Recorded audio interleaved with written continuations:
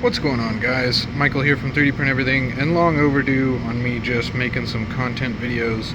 Today, I'm going to just share kind of some general information and tips and tricks on how to polish resin prints. Now, specifically, this might not apply to all resin prints. Obviously, I'm going to be talking about specifically these flat surface prints, which would also apply to acrylic, resins, other anything that's kind of plastic based, but generally might apply to anything else that like if you wanted to polish glass even, or if you wanted to polish metal or paint.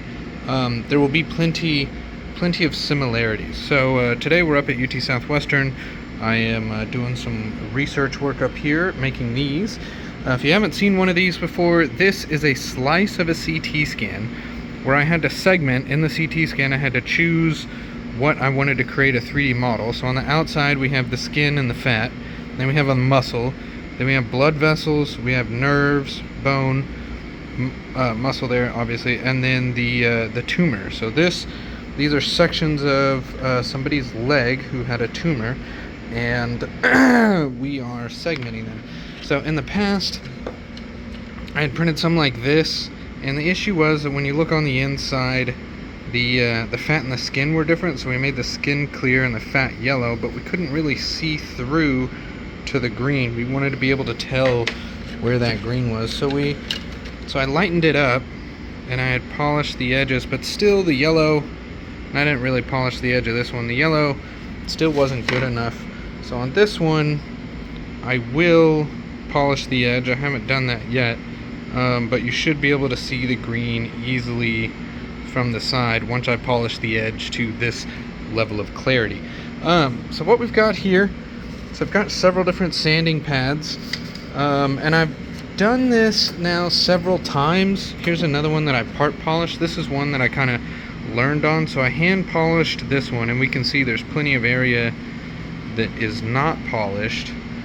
But I kind of got, the ball there a little bit polished, but right down the center, I got a real nice clarity out of it, and that taught me enough to know how to polish some of these. Here's an example of one unpolished, so we can kind of see where the supports are on this resin printer. It leaves it, it's smooth but rough. It's not clear. You have a glossy finish on the top, and it looks gorgeous, that glossy finish, when you just take it out of the print. And I've had several people compliment this print. This was just something to kind of burn up some material that was going to get used. But now something like this, it's going to be very hard to polish, so I'm not going to go over how I would try to polish this. We're just going to go over how to get glass. So again, if you're making a wood resin table or something, similar aspects would apply. So I had first started with just by hand, and I either used these pads, or I just went out and got like straight sandpaper. But I quickly learned that if I'm going to do flat surfaces, a orbital sander was a bit easier, but it still took a while, and it was difficult to hold this and hold an orbital sander and get it wet, because we really need to be doing some wet sanding. So I bought this little dinky thing. Now I'm not directly recommending to buy this specific one, but first off, because the pads that came with it are slightly undersized. So at the edge here, I'm actually getting a little bit of this, and it scratches the part while it's polishing. So not ideal. But what this is I've got it unplugged, but it rotates, obviously. Now, I can't put too much pressure on this, but the key with any of this is rotating your pads from starting out at like a 2 to 320. I started with a 320 on this one.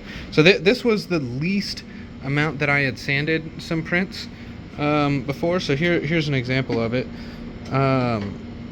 So here is one before the polish. We can see that it's still cloudy, but otherwise quite smooth. So what I did is I went from 320 to 1,000 to 2,000. Now those are some pretty decent jumps, but this little sander, this type of sander, did really well. Now, I thought to get something like this because back in college I went to welding school, and while we were doing the metallurgy part of welding school, we had some belt sanders that had water drip on it, and we had to polish some of our welds right down to a mirror finish so that we could look into it with a microscope. And we had to get a perfect, very perfect mirror finish. We were using like 2,000 to 5,000 grit belt sanders. You know, we went from like 80 all the way up to 2,000 or 3,000 to get that polish. And I was sitting there thinking, you know, okay, instead of trying to use an orbital and this and that, maybe I could find something like this. Now this, as we can see, I made some little BS modifications to it, just to try to keep the water out, because this is not waterproof. To a degree it looked semi-waterproof, like I could probably use it for a little bit and see if this style worked. I think I'm either gonna try a belt one next, or maybe a bigger version of this, or at least some different pads, but this actually worked fairly well.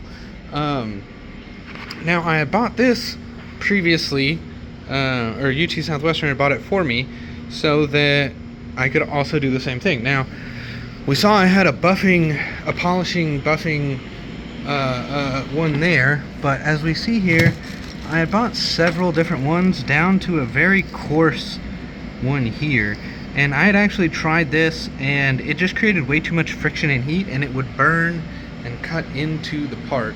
And then same with even some of these polishing ones. So like, I think this is similar to what I have on there now. Yeah, I put one of these on there now that doesn't have it out there, so it kind of frays a little bit. It definitely makes a mess. I mean, something like this, I'm gonna say, so we have this hooded area here that sucks the junk, well, sucks all the stuff. That's why all this we can see is in there. That's literally the residue from this machine. So this machine makes quite the mess. So that junk there and what you're seeing there is actually plastic polishing compound. So you take a little bit of this, and while this is on, you just get it on here so it gets blue, heat up a little bit of it, and then we take our piece here. Let's check that clarity and watch. It doesn't take too much pressure. You want to put a little bit of pressure, maybe a pound or two, but you're not trying to burn it. The key is you don't want to burn up your part. So you just kind of rub it over there. Now, since I used the circular piece, our swirls, if you can kind of see, are circular on this, with kind of the center being where the center of that thing was. And it might be a little noisy here, so my apologies if it's too loud. I'll be done shortly, but I just wanted to show you kind of how quick, once you get it sanded, it really doesn't take long. So to do, so look here. So see how it's clear, but a little foggy kind of at the top. So we might just put a little bit more pressure, put a little bit more time kind of towards the end there, and see if we can kind of polish out some of those. Now, you know, with the dust and everything, some dust might get back on this, so you don't want to just keep polishing and polishing and polishing until it's super clean. Polish, polish, polish, then clean it. Also check the temperature. You know, you don't want to heat this thing up too much by leaving it on here for too long. But each little section of polishing like this should only take, you know, 10 to 30 seconds. It's not something where you want to burn your piece. But this type of tool, this 8-inch wheel bench grinder polisher, you know, you can use with multiple different shapes. You know, the key here being that this is fixed and you can move your part across it, and that makes it very useful for multiple different shapes. But you know, this is literally all you have to do. It's just sanding and then buffing. So you want to get your surface to a super smooth point. You know, with paint you might use a polishing compound. You know, you're not really going to wet sand. You know, you can wet sand your paint and everything if you need to, but I've always used buffing and polishing compounds and been able to get the surface finish that I need out of paint. And I haven't made a resin table, but I was watching a video of someone making one, and I was just like, oh, that's the same thing I do with 3D prints. So I just thought I'd make some little content here and show you what this looks like. But yeah, I mean, that's how quick and easy it was to go from 2000 grit to buffed and polished. So you know, you don't have to sand it to perfection. You want to let the buffer do the rest of that. But yeah, that's all there is to it, guys. I mean, you just have to step it up with a different sandpaper and then use a buffer of some kind. Now, I actually used some car buffing compounds, and I've used a different type of wheel on a drill motor, and that was semi-successful. You know, I mean, I would actually say it was as successful as this, but it took so much longer, like considerable amount of time longer. This definitely sped things up quite a bit. A really good, proper industrial buffer is not going to be cheap. I believe this was in the $500 range from Granger. You can definitely find a cheaper one. You might be able to go to Harbor Freight or something to get excuse me, to get a different buffer that's not as expensive. But I just wanted to kind of show the results here, because it is a satisfying experience, I'm not gonna lie, to be able to put this on there and then knock out the job a whole lot quicker than what I was doing before. So what used to take me maybe an hour per slice here is now taking me maybe 10 or 15 minutes per slice, or less. That's a big improvement on my time and you know what ends up getting charged to UT Southwestern. So it's worth it in the long run to definitely get the right tool for the right job, you know. And you know, if it's looking a little foggy, that might be where we just need a little bit more of this. I'm not exactly sure when I need to apply more of this. I'm just kind of taking this all by ear. So if you know better than me and you're looking at this like, goodness gracious, what is this guy doing? You know, please let me know. I would appreciate that in the comments. But otherwise, I'm just kind of sharing some information that I've learned and thought was kind of cool and satisfying to watch. So I appreciate you being here with me on this. But yeah, there's going to be some dust kind of built up on this, so I'll take it and wipe it off afterwards.